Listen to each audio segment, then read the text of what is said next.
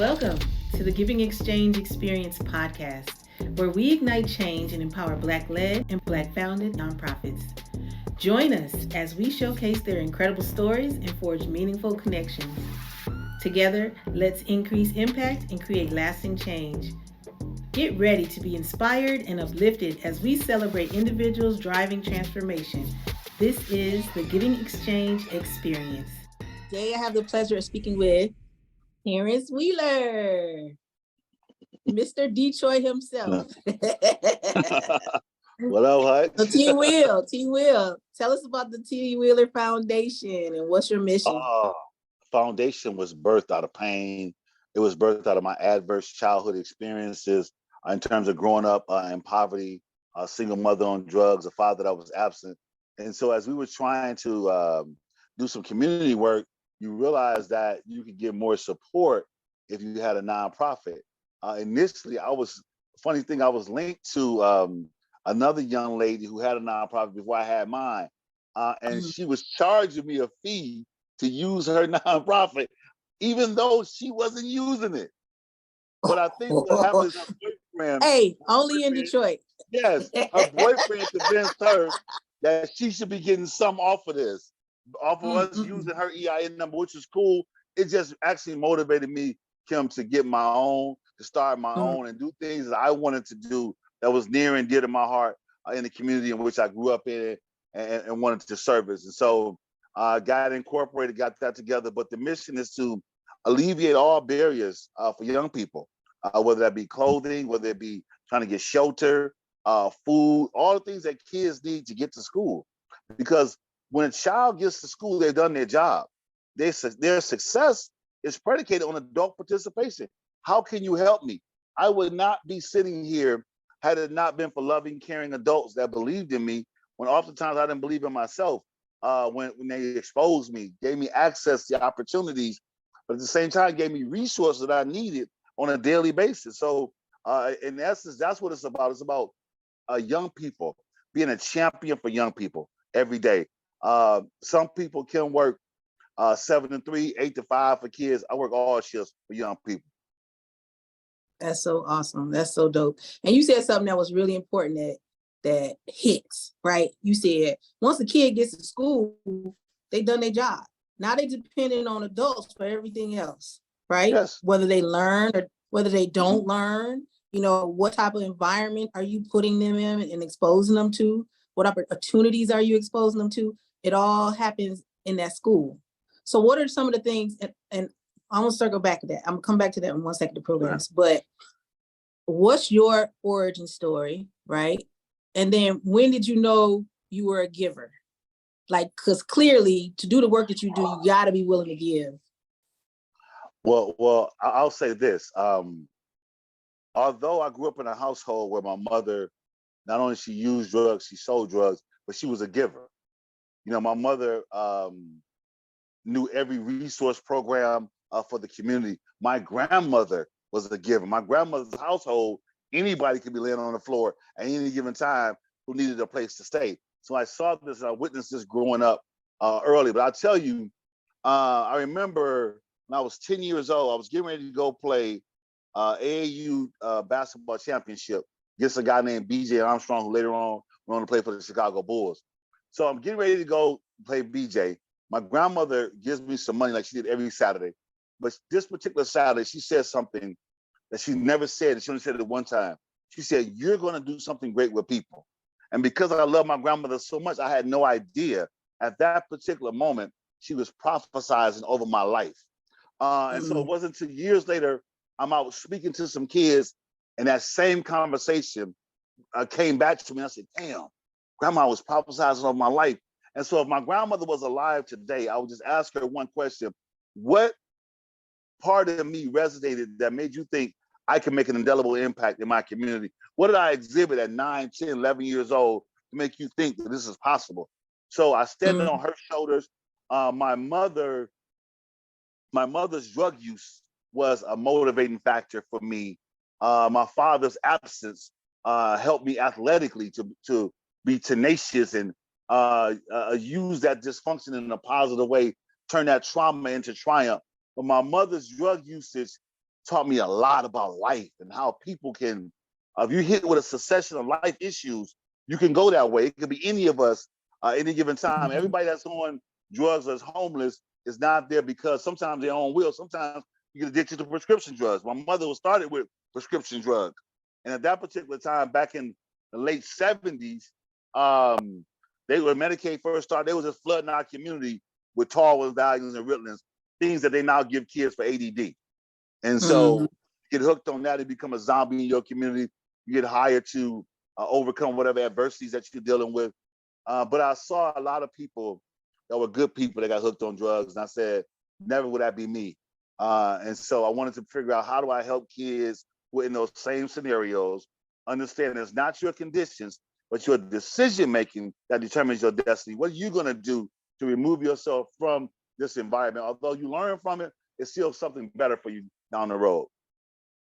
That's awesome. That's awesome. 10 years old. That is so awesome.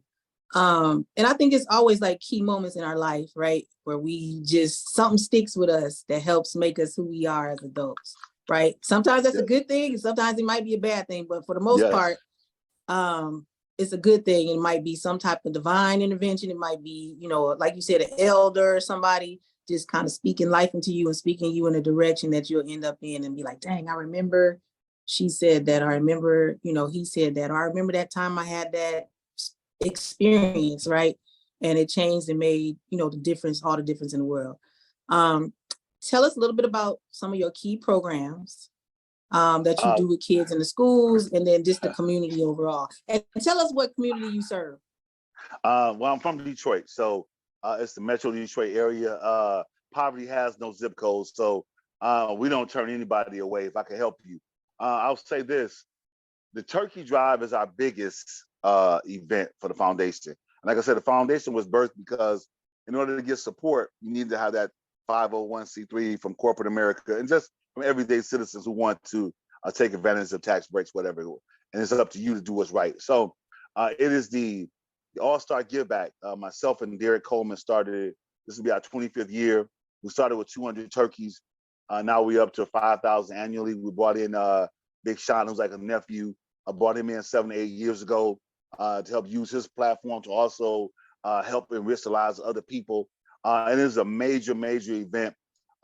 Celebrities come from all over to pass out food for us. But what I realized in doing it, Kim, is that, yeah, the turkeys are fine, but folks need other things as well. So we'll have the FBI there for identification tablets or identification badges, because Michigan is top 10 for human trafficking. So if I can get your kid an ID, now if that kid goes missing, we can find that kid. Our DTE, which is our utility assistance, our utility company, we help with utility assistance at the event. Full wraparound service from a holistic perspective, because if you need one thing, trust and believe, you probably need something else as well. And so Mm-hmm. we want to make sure that we serve people with empathy and compassion. Powerless Mm-hmm. kids be powerful friends. And sometimes I realize that people just need a hug, need a high five, that tomorrow's going to be a better day. And the scripture that we use with the turkey drive is Matthew 25 and 35. For I was hungry and you gave me something to eat. It's real simple. I remember being in the food line. So if you ever been in the food distribution line, you know how people treat you good or they treat you bad. You always remember that. And I said, Lord, if I'm ever in a position, I'm going to use that position to enrich the lives of other people. So if you came to our turkey drive, people being treated with dignity and respect, it is probably the Nordstroms of food giveaways in terms of how you treat people. You know, the service that Mm-hmm. you give to people. That the new face of poverty, Kim, is no longer the bum on the street. It's the working poor. It's that person that makes too much money to get help, but not enough money to survive. You just need a little assistance. And so from Mm-hmm. there, by me working in the schools from my 9 to 5 as director of corporate and community affairs for River Rouge School District, I can talk to kids and realize what they need. They'll tell you. The best person to Mm-hmm. ask if you're trying to help is the kid. The kid will tell you everything if they trust you. But that's predicated on a relationship. The Right. problem that we have in this country, the most expensive thing that we do is put the wrong adults in front of young people who like them but don't love them. Mm. You got to love young people past their pain. Stop preying on our kids and start praying for them. There's a lot of predators out here that trying to get you to school but don't want to serve you, don't really like kids. As long as the A student is doing A things, you're cool. Well, what about the D and E student who trying to get there but need a little love, need a little hug? If I speak to Kim 5 times a week, every day, hey Kim, how you doing? How your mama? How auntie now? That's 20 contacts over 1 month. That over 10-month period, that's 200 contacts. I know what Kim Hutchins' family is doing because I speak with her. I built a relationship. Now Kim will tell me, she won't tell Miss Johnson. She won't tell Miss Smith because we have a relationship. Build rapport with young people. It's called student connectivity, and it's big, and it should happen across this country. I'll say this to anybody that's dealing with young people. I don't care if you're a bus aide, a lunch aide, a hall monitor. If you don't love them kids, you're not trying to help them kids cross the finish line, get out the way. Yeah. Immediately. I agree with you 100%. I agree with you 100%. I see it every day, with my son. Just like I can tell what teachers are happy to be there and what teachers really don't want to be there. And it's like, why you here? It's like, why you here? And the kids know it, right? The kids know it. Yeah. They might be like, Mom, don't say nothing. Yeah, like right. Please don't say nothing. But them kids know that this teacher really don't care for me. Like, we're living in such a time, Kim, where you're dealing with suicide at a high level. You got kids who are having sexual identity crisis. You got teachers that out kids. Listen, I don't care about your sexuality. What I care is that you are in a safe space at all times. I get students my phone number. They call me. I mean, they tell me things. As long as it's not where you're in a harmful situation, it's between us. But once it crosses the line and you're in a situation that could harm you, then I got to go to another level. But as far as building with young people, that's one of the things that God has given me. That's a skill set that's organic. I can talk to my son in the lunchroom with them, Kim. I break bread with them. They know that you care. I take them places. I want to expose you to what this political system is about. I want to expose you to entrepreneurship. I want to talk to you first and foremost. Tell you about my life. If I could do it, you can. You're way smarter than me. You got way more resources than I ever had. If you got some prayer, some hustle about you, nobody hustles harder than a kid that's seeing their mom and daddy struggle. Yeah. That kid gonna hustle because you know what it's like. They have lights and gas cut off. Yep. So I'm just a child of poverty and want to make sure that when I leave this earth, Kim, I'm leaving on empty. That I've given everything I could for my people. Proverbs 13:4 says, the soul of a lazy man desires and has nothing, but the soul of a diligent man shall be made rich. I may never be rich as Bill Gates, but I'm going to be rich in empathy and love and compassion for my people. Hey, man, that is so awesome. I love it. And I know I've known you for a long time. Yeah, I've seen you grow, and I just love the man you are. Just, being in your ecosystem is, made us better people. And I know I watched you all COVID on Facebook. Yeah. Tell us about what you did during COVID, how you stepped to the plate. You was there day in, day out. I commend you for that. I'm giving you your flowers because, everybody, there was a lot of people that couldn't have done that, and you did it day in, day out in Detroit, in the cold, in the hot, in the whatever. Y'all was out there. So definitely talk about the COVID experience for a minute. Wow, that was interesting time. So when they closed the schools, I was getting phone calls from our high school seniors saying, hey, Mr. Wheeler, we're hungry. So normally kids would eat in school. Now that's taken away. So I had a friend of mine who owns a Popeyes, another guy who owns a Hungry Howie's. And so I said, why don't we go and do this? Why don't we go and buy chicken sandwiches and pizzas and take them to their house? So in doing that, Kim, what I realized that when I got to your house, that you had more siblings there. Aunts, uncles, cousins, nephews. I'm like, oh my God, we got to do more. So I called a good friend of mine who was running one of the major food distribution centers. I said, man, what can we do? He said, man, we could partner. So every Wednesday for the last 3 years, we have been out there, rain, sleet, or snow, passing on food.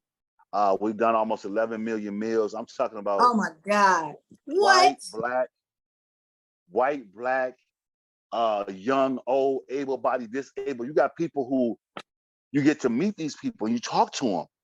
They've lost a loved one in this 3 years. Somebody that was coming a year ago now is dead, or somebody who's coming now got cancer. And we got people coming with just a suitcase. Some people don't even have nothing. But I guarantee you, if you get there, I'm gonna get you something. I guarantee you that people that call, I got a dude that calls me who got cancer, who's able-bodied, and he's like, man, me and my son ain't got nothing to eat.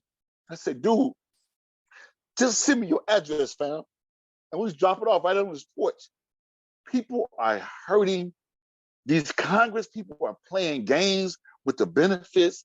Kim, I'm telling you, the most dangerous person in this world is a desperate person, a person who feels like, I can't feed my children. They will hurt you. They will hurt your mama. They will hurt your grandma. And it's uncharacteristic, but they're in a situation. So why not be proactive and help these people? And I'll tell them, if you get here, I'm gonna get you at least a week worth of food. If you get here, we got something for you. I'm asking for potatoes. Because if you skillful with them potatoes now, you got hash browns, you got French fries, you got a bake, you got a broil. Gallops. You get yourself together, right? And so it's just, then I'm doing, and I added pads and panty liners. Because guess what? When the kids were out of school, they still was coming on their cycle.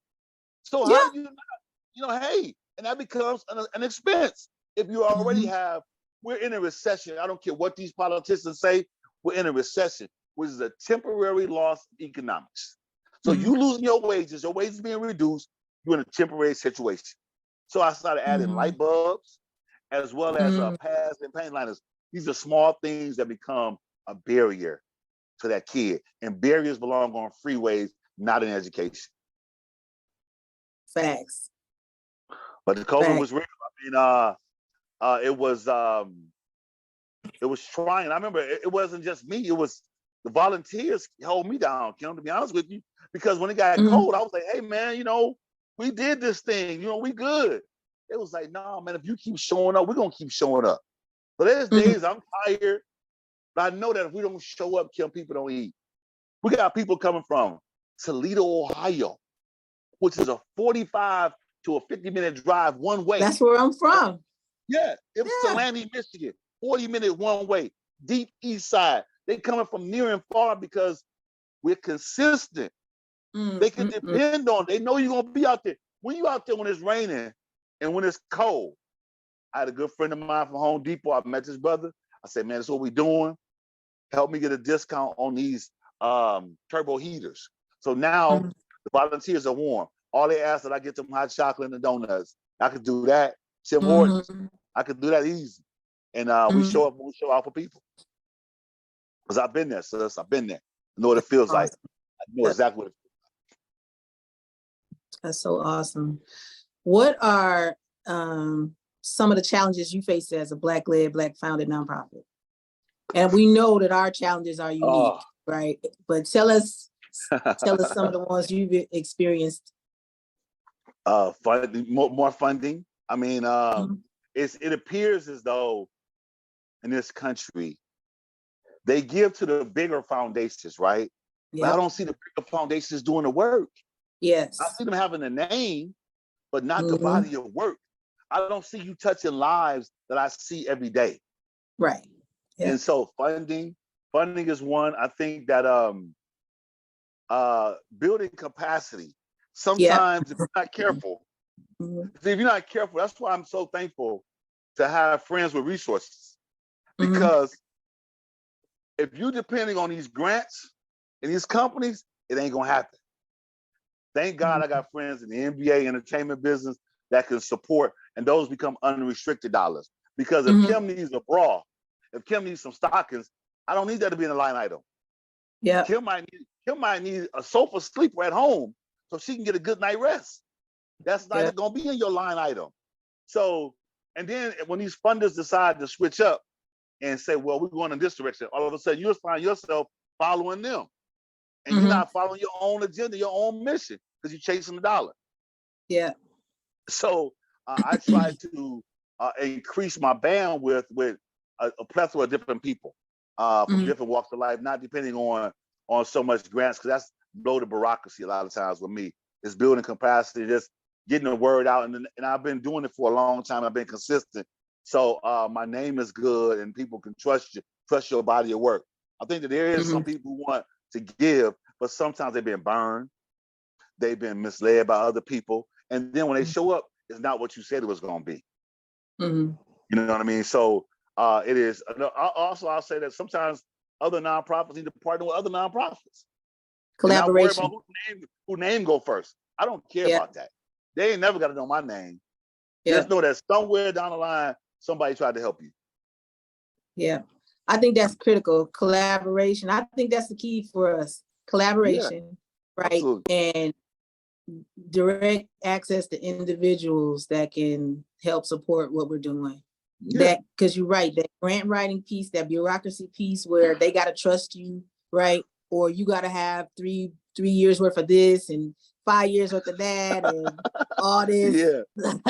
Sometimes that's not it. Sometimes we need to get to these people right here, right now, and we don't need nothing restricted. We need to be able to use these funds however they need to be used. So yes, I totally understand that, and I think that's a common theme for Black-led, Black-founded nonprofits. No matter who you are, right? Blessings to you because people in other places, right? Celebrities, athletes, whatever, and they trust you, and you can get access that way. And then there's some nonprofits that just don't know nobody, but they're gonna be that person in the neighborhood or in that area or that community that is on the ground, doing what needs to be done to help the culture, help the people. So I agree 100% on that, and finding ways for us to be more creative and more collaborative, I think is definitely crucial to, Black-led, Black-founded nonprofits being able to, increase impact and capacity. Right. That is awesome. It's tough. So what are your needs now? Like what are you doing fundraising? Like what are your needs? So right now I'm kind of, we towards the end of the school year. I'm going to still collect. I'm always collecting feminine hygiene stuff because the summer is here. Kids come and go, but they still are in need. As kids get ready, those who transitioning to college or those who are returning back to lower ed, they still need some support. Always looking to collaborate with other nonprofits to help get word out. Of course, you always fundraising, but what I've tried to do is be a good steward, over this body of work, not build fast than I was ready to grow. Because sometimes you'll see other people get out there, and now you got all this overhead, you got this big old fancy building, this fancy office space. Now you really chasing that dollar. I didn't want to be there. I want to be lean, whereas I don't have to run behind everybody all the time. Here's what we're doing. Let's find people that are like-minded. And I'll say this. I was blessed, God's grace, to be in this position, to have friends that I care for, that I love, and that respect me above the shoulders. But then there's some other angels, sis, that come along that it's a lady that I don't even know. I've never met this lady in my life. She saw me on TV, some show, and they send me a $2,000 donation every year for the last 4 years. I've never, Kim, if she walked in front, if my life depended on it, I couldn't pick her out of a lineup. But I just write back, thank you. But it just showcases to you that there's still some good people in this world. Now you to take that too and figure out how to help this kid for prom. Now I ain't buying Balenciagas, but I get you some good pair of shoes, need some thicker pants, I get you a good tie, get you a good suit. You're gonna be together. And making sure that kids have access to go to prom because it's expensive your senior year. Prom, graduation, innings. But it's these little things that people don't know about. Kim, if we raise these kids' dreams and raise their aspirations, they'll raise their pants. Don't worry about why he ain't got no belt on. Mama didn't buy him no belt. Maybe she couldn't afford the belt. Here's where you come in at. Quit less judgment, more help. Quit pointing the finger. Wow. Kim, if Oh. if adults had to endure what these young people are facing today, they would have quit a long time ago. See, I didn't have to deal with predators when I'm on the bus stop going to school. I didn't have to deal with fear of being robbed at the bus stop. I didn't have to deal with all this over sexualized folks who trying to molest you at the bus stop. I didn't have that. We had other things, but I didn't have that. So I can come and go to school peacefully. Right. Nowadays, that's what I say, when a kid gets to school, Kim, they're exhausted. Probably hadn't had a good night rest. Mom and daddy could have their own issues. You're financially insecure. You may have been evicted. You may be living in an auntie house. If you're sleeping on auntie's couch, guess what? You're homeless. You're one argument away from being put out. So these schools no longer are just higher ed. They have to provide real wraparound services for young people if you want to see them win. Yeah. That's awesome. How can people find you? Like, where should they reach out to you? I know you got an awesome website. Yes. And you know what's funny? I apologize. We haven't did any updates in a minute. It's because we out here grinding. You're grinding. Grinding. Like, you're putting out fires constantly when you're trying to help young people who are in need. Because poverty is, like I said, poverty itself is exhausting. So I need to update that. Take some time in the next couple weeks, a month to update it. But I'll say this, our website, TarenceWheelerFoundation.com. We're active on social media under Tarence Wheeler Foundation, or you can reach out to me at 313-819-0040. That's my number. I ain't running from nobody. Let's work together. Let's figure this thing out, because I think that the same issues in Georgia are the issues here. Yeah. When you're talking about, see, the test scores, Kim, don't tell you that Kim, they haven't seen her mom in 2 days. Kim's hungry. Kim on the run from her stepfather trying to touch her in the middle of the night. You want me to take a meat test in the morning? Man, I'm exhausted. I'm hungry. If I'm hungry and I'm homeless, I'm not thinking about homework. Let's really put children first. If we really want to see this thing turn around, put the right adults in front of kids, give kids what they want. If Kim wants to be in real estate, why are we not teaching her that in the 8th grade, in the 7th grade, about having good credit, about, knowing how to use comps and knowing, is this really a school district? Just because the test scores are good, is there representation in that school? Anybody that look like me in that school? Yeah. It's important. It is.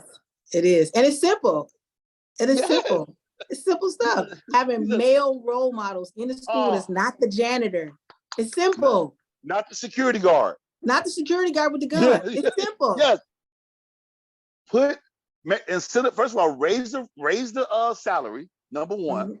Number two is have a real campaign to attract Black men in this educational space. Oh my God. Love the sisters. Y'all have done a phenomenal job. But we're needed in this space as well. Yes. Not as just coaches, not as just security guards, as lunch aides, as an empowered individual in this edifice. Yes. Please, across this country. Yep. That's the key. So I thank you for your time. But of course, I'm gonna talk to you after it's over. So don't think I ain't finished done talking to you. But the official time is up, and I appreciate you. I love you. I love what you're doing. Love you. Keep shining, Mama. I'm happy to talk to you. And we're gonna see more of you. And we know you doing big things, and they're gonna get even bigger. And one day it might not just be in Detroit; it might be all over the country. Let's go.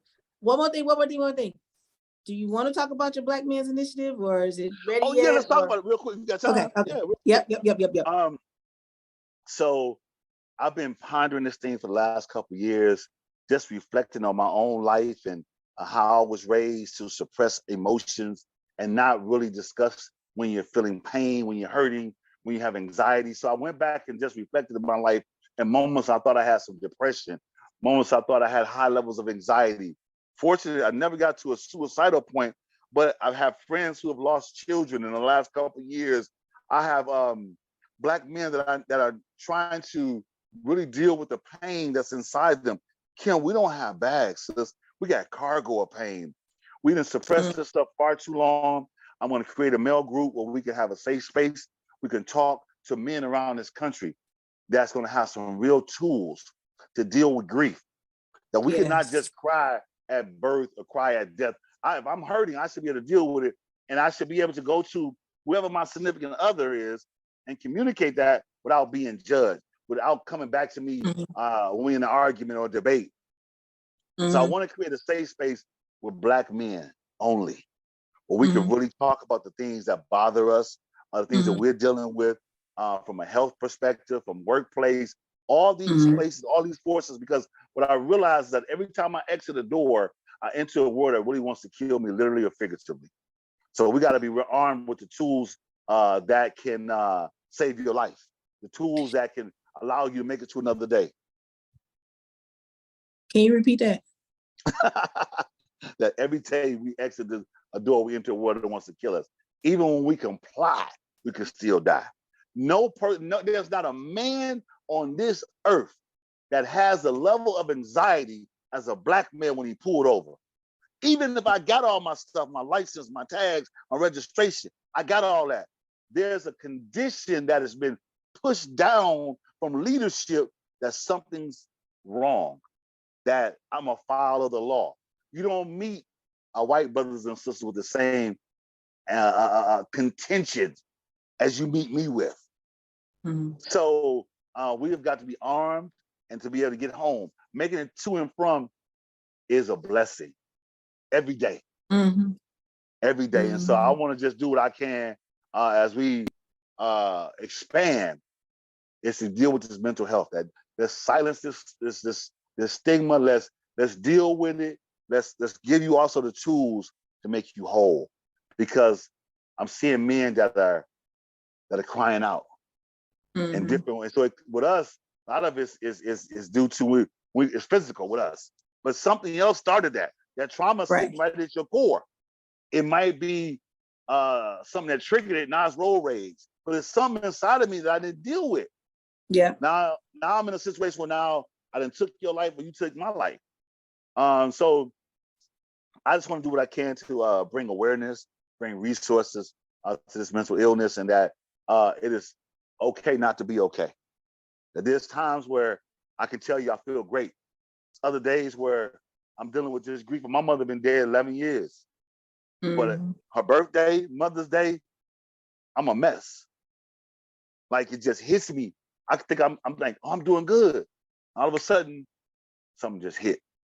And I'm triggered. And I'm back in a fetal position like, okay, Lord, what I got to do to kind of get out of this? And so all the things that we witness, it's not normal, Kim, for us to witness people shooting up drugs, for us to see people getting beat down. That's trauma. That's trauma that infiltrates your spirit. And you think it's normal, but it's really abnormal. It's abnormal for us not to have a connection with our biological mothers or fathers. That's abnormal. But we've been taught, get over it, get through it. Nah, how about deal with it? Let's talk through this thing. Therapy is okay. I recommend it.